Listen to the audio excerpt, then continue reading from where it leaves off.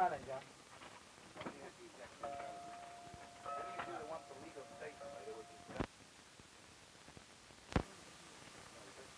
today calling upon the Attorney General of the United States to take emergency steps to guarantee effective prosecution of those men charged with the federal crimes of conspiracy to murder my husband and his two companions.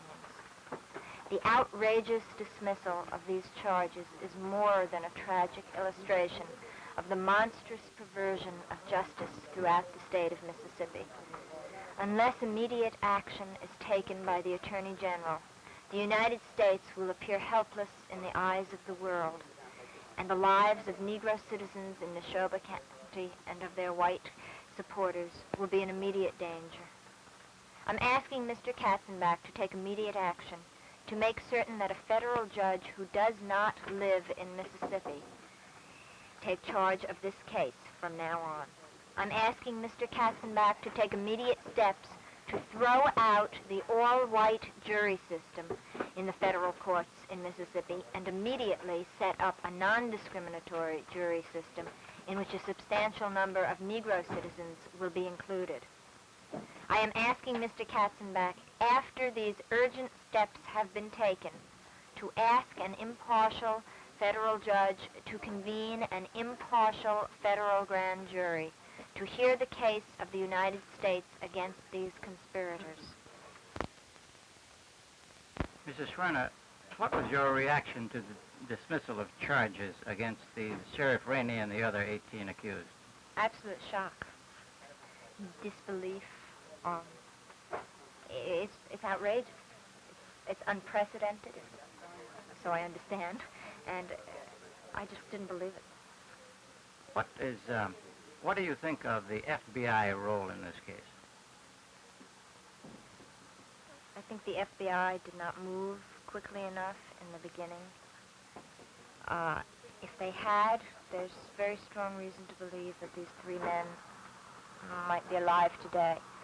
I think at this date, 6 months after the fact, the issue has become far bigger and far greater than the lives of three men. It is now the life of the American system of justice.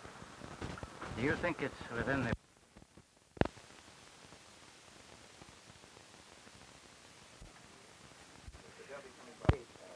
Unless the federal government moves immediately to ensure such relief, the world will see the entire structure of American justice paralyzed by the murderous conspirators of Mississippi.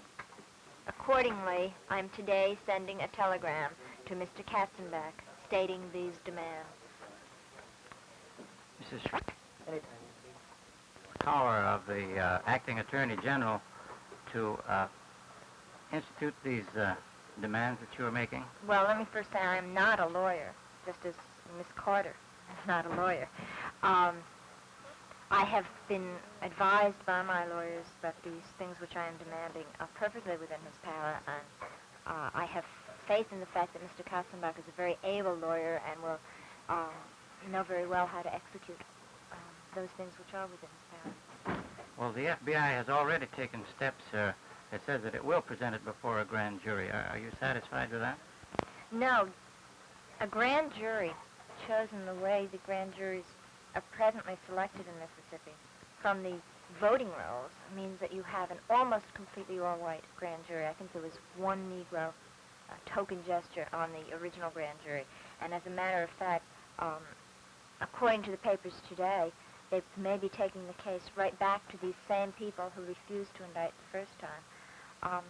They're relatives and friends and very much in sympathy with the people charged with these crimes until you get a reform in the jury system. And this is one of the things which I am asking Mr. Katzenbach for.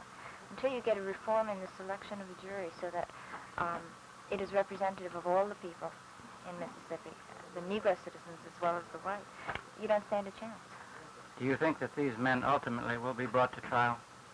They have to be brought to trial because, as I said, it is far greater at this point than the murder of my husband and the other two men who were with him.